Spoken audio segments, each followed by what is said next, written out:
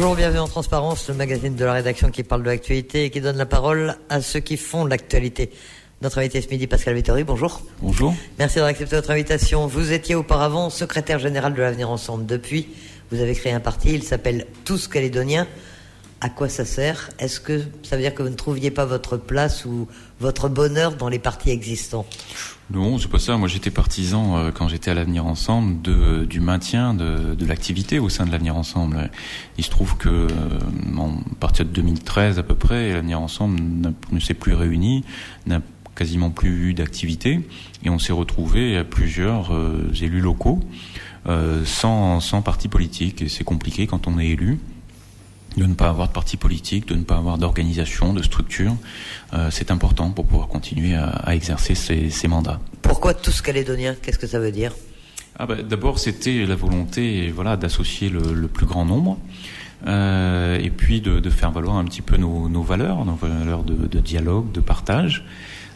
Et puis c'était pour rappeler également qu'on était bien du sud, du nord, des îles Loyauté. Et d'ailleurs, si vous regardez le logo, c'est un petit bonhomme qui essaie d'attraper le soleil, et ça veut dire que le soleil doit briller pour tout le monde. Alors, votre parti est par ailleurs membre de la coordination républicaine. Pourquoi ? Qu'est-ce que ça vous apporte ? Est-ce que vous êtes plus à l'aise dans une coordination de parti que tout seul ? Vous pensez que ça vous donne plus de poids, ou vous êtes d'accord avec les philosophies générales défendues par les autres partis des Républicains ? Oui, c'est pour se regrouper. Enfin, c'est important. On arrive là à la fin de l'accord de Nouméa, et donc il est important que les pro-français se regroupent pour pouvoir négocier cette sortie de l'accord. Donc Pierre Frogier, qui est à l'origine de la création de cette coordination, nous a proposé d'y participer. Et puis ça arrivait à un moment où moi, qui suis le représentant du nouveau centre en Nouvelle-Calédonie, à Paris, il y avait une entente entre la droite, les Républicains, et le centre, donc l'UDI, pour les cantonales, pour les régionales, qui a bien fonctionné, et donc on souhaitait s'inscrire dans cette démarche. Alors justement, au niveau national, à quel parti est-ce que vous vous rattachez aujourd'hui ? Parce qu'on s'y perd un peu dans le centre, reconnaissez-le, c'est un peu compliqué. Vous êtes à l'UDI comme Philippe Gomes et Sonia Lagarde. Vous êtes proche de Didier Leroux, qui lui est au MoDem. Pour la présidentielle, quel va être votre choix ? Est-ce que vous allez appeler à participer à la primaire de la droite et du centre ? Vous vous situez comment, en fait ? Le nouveau centre aujourd'hui, en Calédonie, ça représente quoi et ça se rattache à qui ? Alors, je suis le représentant du nouveau centre en Nouvelle-Calédonie, donc le représentant d'Hervé Morin, l'ancien ministre de la Défense de Nicolas Sarkozy, qui est aujourd'hui président de la région Normandie. Et donc le nouveau centre est représenté au sein de l'UDI, qui est une fédération de partis centristes, et qui regroupe quasiment tous les partis centristes aujourd'hui. Et donc voilà, c'est notre positionnement. Alors c'est vrai que les députés actuels, donc Philippe Gomes et Sonia Lagarde, ont fait le choix de siéger au sein du groupe UDI à l'Assemblée nationale, et qu'ils ont pris l'étiquette UDI. Ceci dit, moi, ça fait très longtemps que je suis centriste. C'est même une tradition familiale. Mon grand-père, qui était conseiller municipal à Coné, était déjà centriste. Et qu'est-ce que vous pensez aujourd'hui de cet apaisement dans la vie politique calédonienne ? Vous en parliez rapidement, mais notamment de ce rapprochement dont on parle aujourd'hui entre Pierre Frogier et Philippe Gomes, alors que les rapports ont été quand même extrêmement tendus entre ces différents partis. Ça vous paraît aller dans le bon sens, vous qui êtes membre de cette coordination républicaine ? Ou est-ce que vous pensez qu'il y a des dangers, que c'est pas forcément souhaitable de tous se retrouver ? Non. On sait qu'il y a des réticences, on sait qu'il y a quelques critiques. Oui, mais moi, ça ne m'intéresse pas vraiment. Je ne veux pas écouter les esprits chagrins. Traditionnellement, je suis quelqu'un de positif. Je crois qu'il faut aller de l'avant. Et ce qui m'importe aujourd'hui, c'est, je vous l'ai dit, la fin de l'accord de Nouméa, la sortie de l'accord de Nouméa. Nous avons à négocier ça, et nous, les pro-français, nous avons obligation, puisqu'en face, les indépendantistes sont unis, bien nous avons obligation aussi de négocier avec les autres partis pro-français la sortie de l'accord de Nouméa. Alors justement, à ce niveau-là, vous restez bien sûr un observateur très attentif de la vie politique calédonienne. Vous avez un mandat de conseiller municipal à Boulou-Paris aujourd'hui. Déjà une question. Vous avez été membre du gouvernement, vous avez été conseiller de la province et du Congrès. Oui, j'étais vice-président de la province aussi. Vice-président de la province aussi. Aujourd'hui, avoir seulement, entre guillemets, un mandat local, Comment est-ce que vous le vivez? Est-ce qu'on n'a pas moins d'influence? Est-ce qu'on peut pas faire moins de choses quand on n'a qu'un mandat purement local? Alors non, on n'a pas moins d'influence. Enfin, moi, je le vis très bien. Hein. Je considère qu'un mandat local, c'est quelque chose de très important. Et je considère qu'on ne peut pas faire de la politique si on n'est pas proche des électeurs et proche des administrés. Ensuite, c'est vrai que je suis simple conseiller municipal, mais enfin j'ai quand même fait 40% des voix au Blue Paris. Et il y a beaucoup de gens qui aimeraient faire 40% des voix dans une circonscription. Il y a même des maires qui sont élus et qui n'ont pas fait 40% des voix dans leur commune.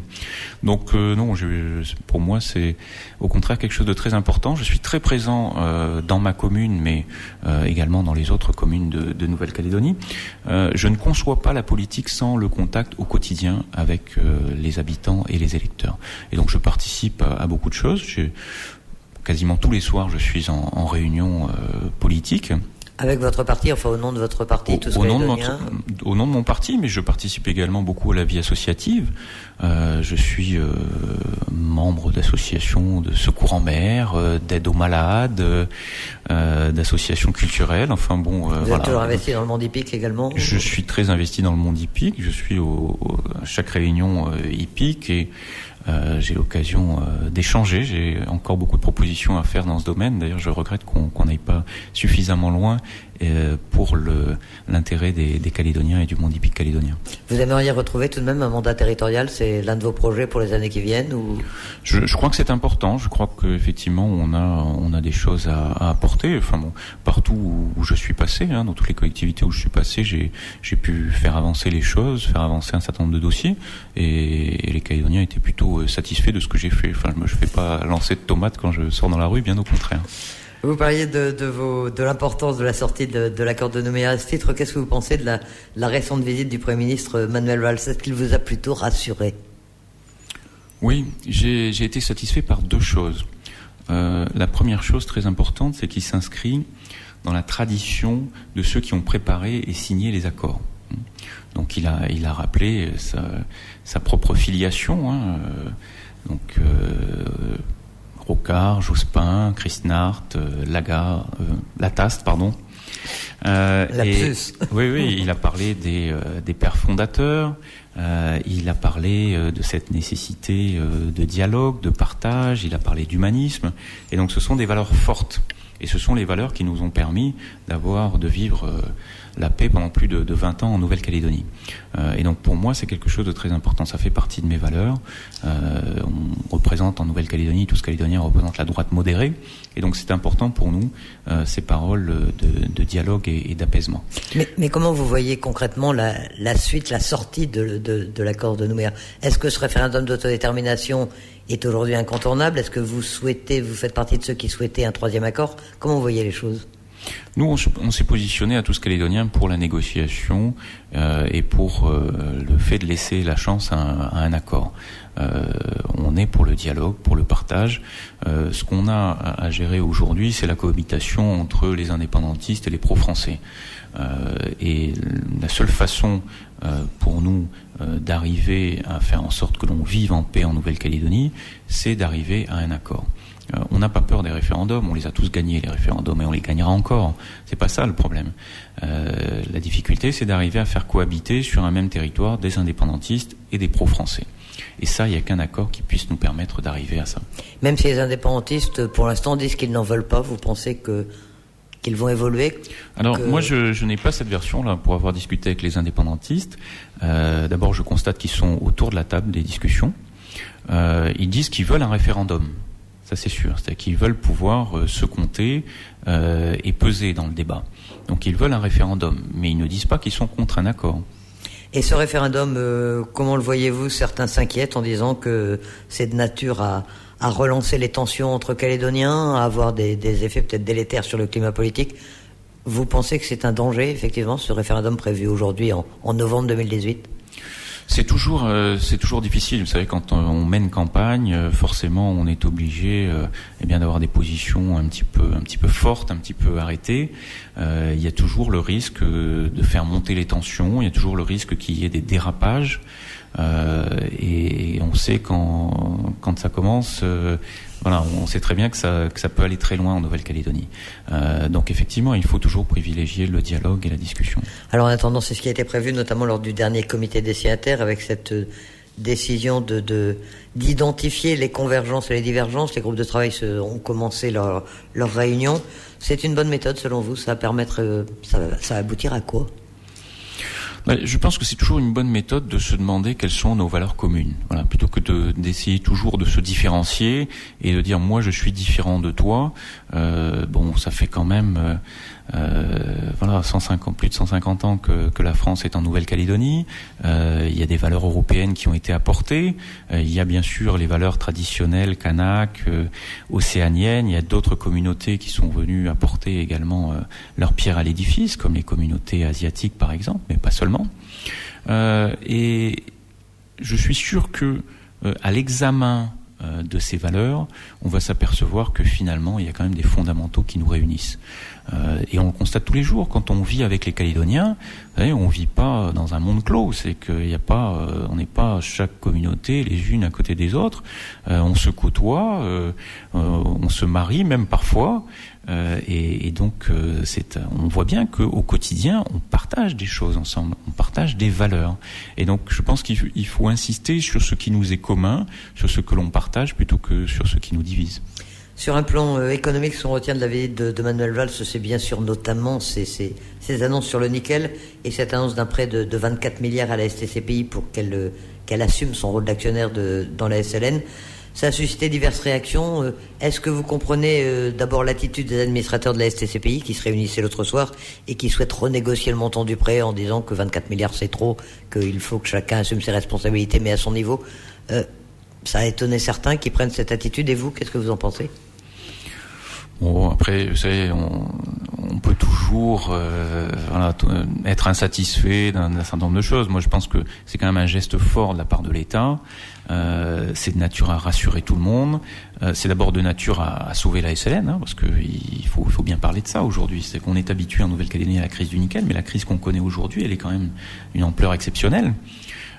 Et il faut quand même bien se rendre compte que les opérateurs miniers, quels qu'ils soient, que ce soit la SLN ou les autres, auraient pu depuis longtemps licencier. Voilà. Et ils se posent la question à intervalles réguliers. Et donc l'important pour moi aujourd'hui, c'est qu'on sauve ces entreprises-là. Alors la SLN bien sûr, parce que c'est le premier employeur de Nouvelle-Calédonie, mais pas seulement. C'est que nous on est très attachés à tous Calédoniens au fait de permettre à chaque entreprise minière de fonctionner dans des conditions correctes, parce que derrière ces entreprises il y a des familles calédoniennes. Voilà, il y a des gens qui travaillent. Et ces familles-là ont besoin de continuer à travailler. Et que ce soit les grandes multinationales ou les petits entrepreneurs locaux, ça a bien été l'objet du conflit des mineurs et des rouleurs. Ces gens-là ont le droit de travailler et de vivre du nickel. Et il faut savoir que ces petites entreprises, elles sont tenues majoritairement par des Calédoniens. Alors à l'occasion de cette annonce du Premier ministre, le débat a ressurgi. Vous l'avez forcément suivi, à la suite de déclarations d'André Dang concernant la prise de contrôle de la Calédonie dans le capital de la SLN, la montée à 51%. C'est un sujet de polémique récurrent. Qu'est-ce que vous en pensez? Est-ce que c'est viable? Est-ce que c'est envisageable que la Calédonie puisse prendre le contrôle de la SLN? Et quelles en seraient les conséquences? Ce n'est pas notre philosophie. Moi, je considère que quand on est à la tête d'une collectivité... le premier devoir d'un responsable politique à la tête d'une collectivité, c'est d'abord de remplir ses missions de service public. Voilà. Il faut savoir que les investissements qu'il y a à faire dans une société comme la SLN sont des investissements colossaux, même à l'échelle d'une collectivité comme la Nouvelle-Calédonie. Il faut savoir que la SLN, quand elle investit chaque année, elle investit plus que le gouvernement de la Nouvelle-Calédonie. Beaucoup plus. Et donc il faut se poser cette question-là, c'est-à-dire que si on investit dans une entreprise privée, est-ce qu'on sera capable ensuite d'assumer nos missions de service public? C'est-à-dire que est-ce qu'on sera encore capable de construire des routes, de construire des écoles, de construire des hôpitaux ou des dispensaires, tout ce dont la population a besoin aujourd'hui. Et donc, quelle que soit la collectivité que l'on dirige, il faut se poser cette question-là. Dans le sud, il y a énormément de priorités. On le voit bien, tous les jours, les gens sont en difficulté pour aller au travail. Les étudiants sont en difficulté pour pouvoir poursuivre leurs études. Pourquoi ? À cause des problèmes de transport, parce qu'ils passent trop de temps dans les embouteillages. Et donc certains sont conduits à abandonner leur emploi ou à abandonner leurs études. Ça n'est pas admissible. On a des investissements à faire également pour développer notre secteur touristique et accueillir davantage de paquebots. On nous promet 3 paquebots par jour à Nouméa. C'est très important, ce sont des milliards qui sont à la clé derrière, c'est de l'emploi pour les Calédoniens. Et donc il faut se poser ces questions-là. Est-ce que c'est pas prioritaire par rapport à un investissement dans une société privée ? Et puis, cette société privée-là, pourquoi la SLN en particulier ? On sait très bien que le rôle des collectivités, notamment des provinces, c'est celui du développement économique. Jusqu'à présent, comment on a géré cette fonction-là ? Eh bien, les provinces investissaient et essayaient de diversifier l'activité économique en Nouvelle-Calédonie. C'est comme ça que la province sud a investi notamment dans l'aquaculture. Eh bien, c'est peut-être là un rôle très important des provinces qu'il ne faudrait pas abandonner. Mais globalement, ceux qui revendiquent cette prise de contrôle critiquent fortement Eramet, la gouvernance de la SLN, la manière dont Eramet a géré les dossiers. Sur ce plan-là, est-ce que vous pensez vraiment qu'Eramet est irréprochable, ou est-ce que vous faites partie de ceux qui disent que une gouvernance aussi éloignée des intérêts de la Nouvelle-Calédonie, c'est quand même dangereux ? Non, d'abord, moi, j'ai pu constater dans mes précédentes fonctions que malheureusement, la plupart des décisions ne sont pas prises à Nouméa, mais elles sont prises à Paris, tout Montparnasse, par Eramet en fait. C'est-à-dire que c'est Eramet qui prend les décisions pour la SLN. Et parfois, ces décisions ne vont pas dans le sens de l'intérêt de la Nouvelle-Calédonie et des Calédoniens. Et c'est regrettable.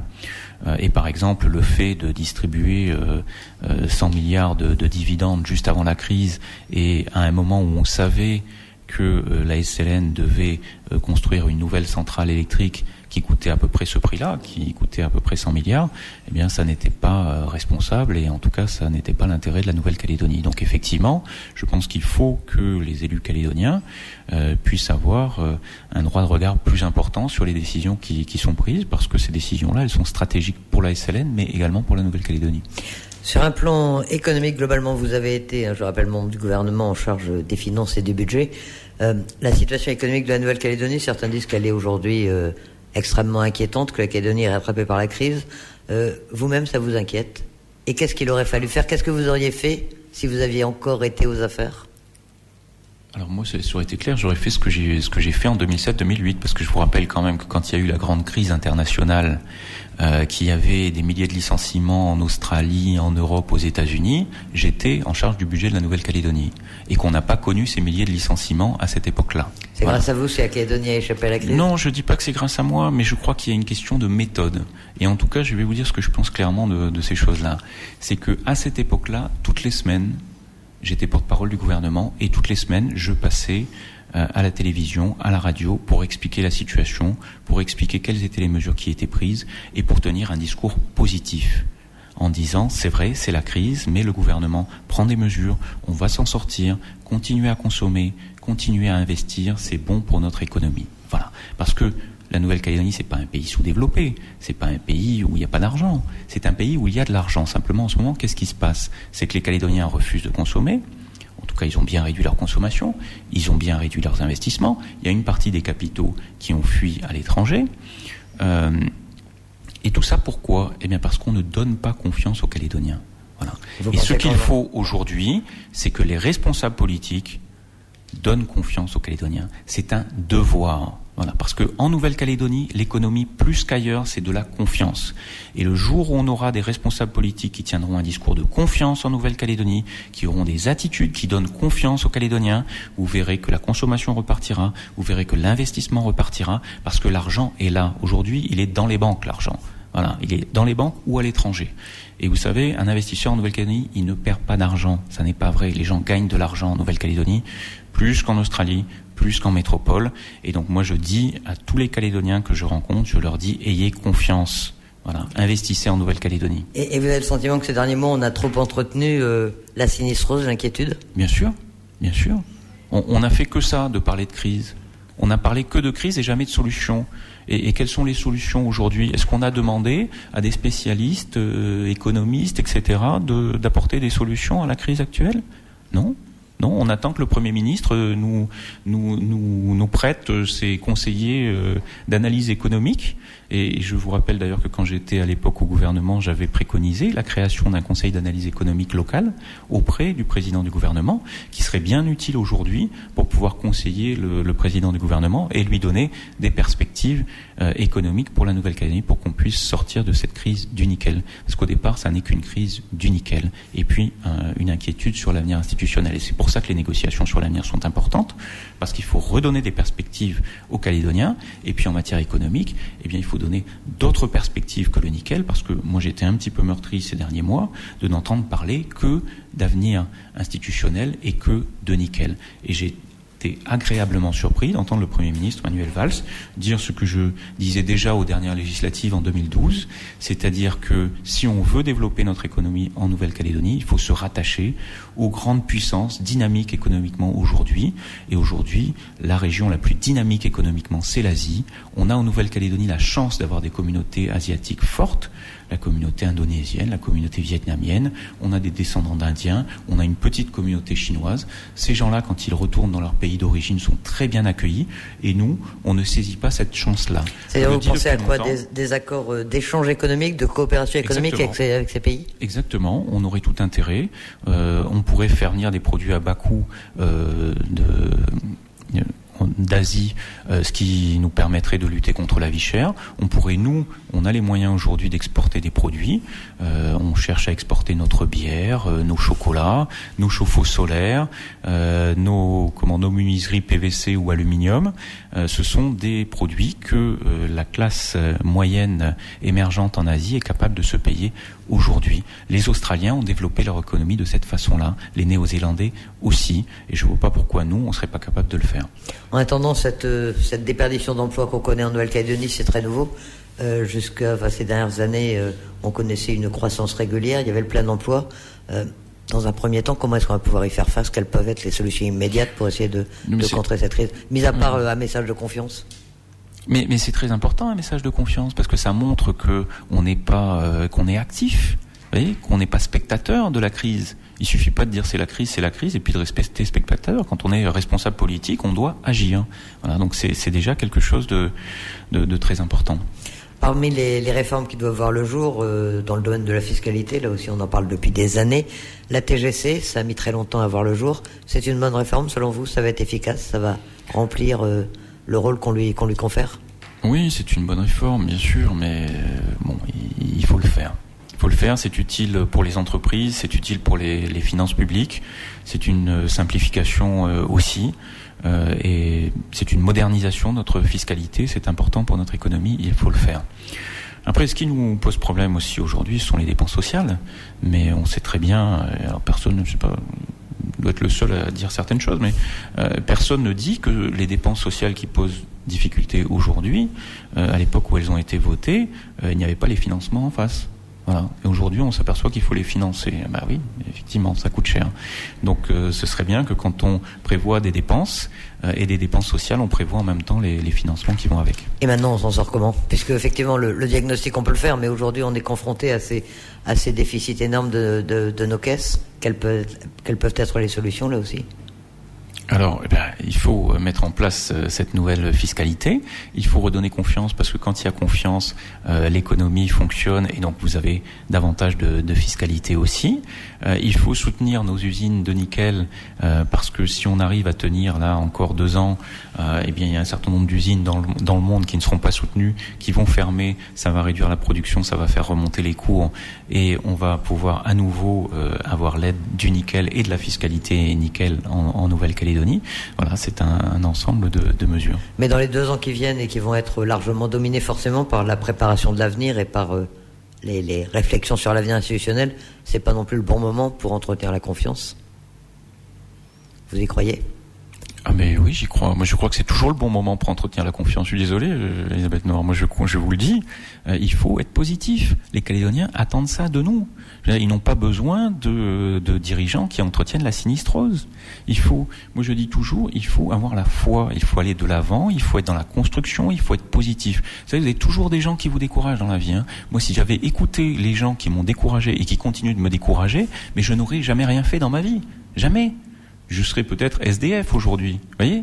Donc il ne faut pas écouter les oiseaux de mauvais augure, voyez, les gens qui cherchent à vous décourager. Il faut aller de l'avant. On a un beau pays avec des opportunités extraordinaires. On est aux portes de la région la plus dynamique au monde. Il faut y croire, il faut y aller, il faut continuer à construire. Le Premier ministre disait on est condamné à réussir. Oui, on est condamné à réussir pour la Nouvelle-Calédonie et pour nos jeunes.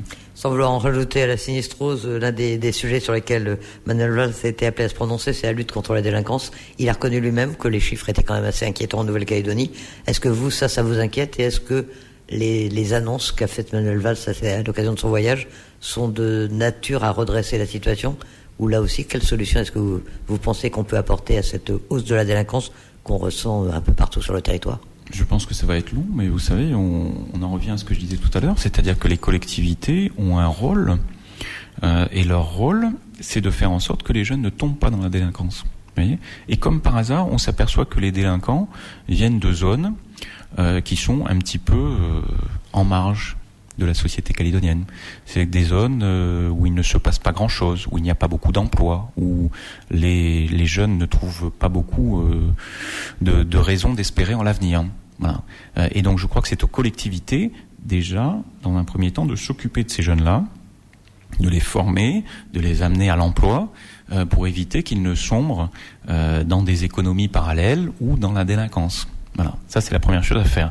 Ensuite, effectivement, il y a l'urgence, c'est-à-dire que là, immédiatement, il y a plusieurs difficultés. D'abord, la difficulté, c'est que l'État ne met pas suffisamment de moyens.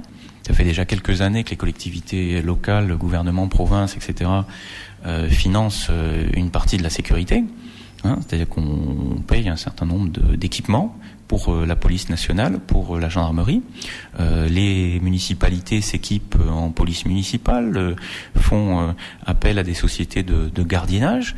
Donc on voit bien que les collectivités locales sont obligées de s'investir dans un domaine qui normalement relève de la compétence de l'État. Voilà.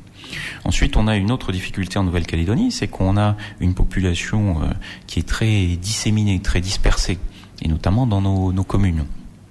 Et donc c'est vrai que ça n'est pas très facile de surveiller des espaces qui sont très grands et avec une population très dispersée. Mais ceci dit, il y a quand même des choses à faire. Oui. Dans le chapitre de la répression, on parle depuis plusieurs années d'un centre fermé pour les jeunes. Le Premier ministre aussi a eu l'air de dire que l'État allait peut-être enfin débloquer un certain nombre de crédits. Ça vous paraît être une solution pour les jeunes délinquants en Calédonie ? Oui, c'est une solution parce que ces jeunes-là, il ne faut pas ça n'a pas un grand intérêt de les enfermer au camp Est, vous voyez, parce qu'au camp Est, ils vont côtoyer des gens qui sont certainement encore plus avancés que dans la délinquance.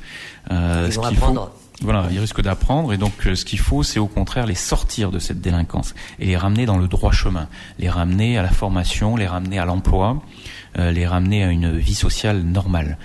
Et donc ce type de centre éducatif, c'est important effectivement. Tout ça, c'est l'ensemble du programme de Tous Calédoniens. Ce sont les éléments sur lesquels vous battez. Exactement, ce sont les éléments sur lesquels on s'appuie. Oui. Quelle est la vie de votre parti aujourd'hui ? Vous êtes représenté dans quelques communes. Vous avez l'ambition d'être représenté plus largement en Nouvelle-Calédonie ? On a vocation à être un parti qui représente l'ensemble de la Calédonie et l'ensemble des Calédoniens. On a des représentants dans le nord, dans le sud, des représentants des îles Loyauté. On s'appelle Tous Calédoniens. Et donc c'est important pour nous, mais aussi parce que vous savez, le fait de se dire on est seulement d'un endroit, ça n'est pas très bon d'une manière générale pour la Nouvelle-Calédonie. Voilà. Si on commence à exclure les uns, exclure les autres, se cantonner à certaines zones, on n'est pas sur le bon chemin. Mais on retiendra que vous êtes confiant et qu'en tout cas c'est un message de confiance que vous voulez délivrer aujourd'hui. Mais c'est un message de confiance parce que moi je considère qu'on a une chance extraordinaire de vivre en Nouvelle-Calédonie. Voilà, je le répète dans tous mes meetings, on a beaucoup de chance de vivre en Nouvelle-Calédonie. On a toujours été relativement préservés, à la fois des guerres, des attentats qu'on peut voir aujourd'hui, et même des difficultés économiques, parce que même si on est en crise aujourd'hui, on ne connaît pas les licenciements massifs qu'on a pu connaître dans d'autres pays. On est relativement préservé en Nouvelle-Calédonie, et donc il faut avoir confiance, et il faut continuer à investir, à se battre, à aller de l'avant. C'est ce qu'attendent de nous les Calédoniens. Pascal Vettori, merci d'avoir accepté notre invitation ce midi. Merci dans le magazine beaucoup. Transparence.